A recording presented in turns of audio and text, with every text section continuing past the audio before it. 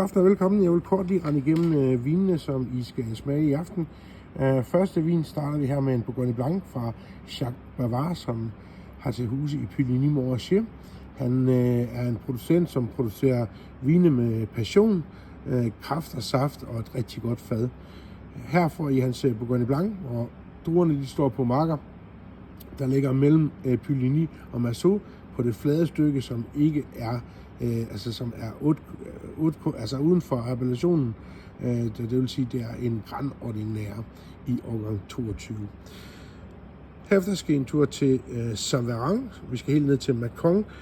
Saint-Véran ligger helt sydligt, en af de sydligste kommuner, på et terroir, som er meget mere bakket end det, man normalt kender i Bourgogne, som jo er forholdsvis fladt.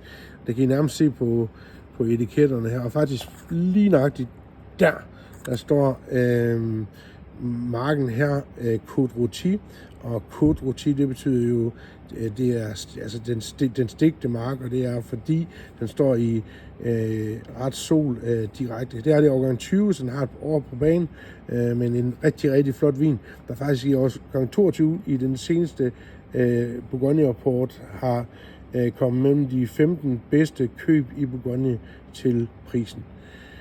Så skal vi smage Chardonnay, som er en Premier Cru, som kommer fra den mark, der hedder La Combe. Den er lavet af Agnes Pesquet, som er en super dame, som laver sådan meget præcise runde vine, meget sikre vine. Hun er stor på det franske hjemmemarked, mest for hendes Auxey Duresses, både i rød og hvid, men hun leger lidt forskellige marker rundt omkring. Her er det Chardonnay, som er lavet i årgang 2020. Det er den eneste, der er lavet af den her, da lejemålet desværre gik i stykker efter 11 måneder. Men hun havde nået at få druer til første høst, så nyd den. Den smager godt, og vi har lidt tilbage, hvis der er nogen, der har lyst til det. Sidste flaske til i aften, der skal vi en tur til Saint-Auban og den bonde, der hedder Bertrand Baggelet. Jeg skal sige med det samme, at det marknavn, der står på den der Sur Gamay, det kommer fra en anden Premier Cru-mark i Saint-Auban, som ligger mere op mod Saint-Auban.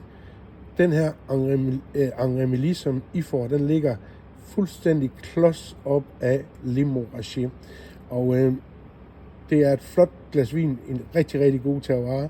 Måske skal den dekanteres, men en vin, som ligger 30 meter fra Les Montrachet, hvor priserne selvfølgelig stikker fuldstændig af i forhold til den, I har fået her.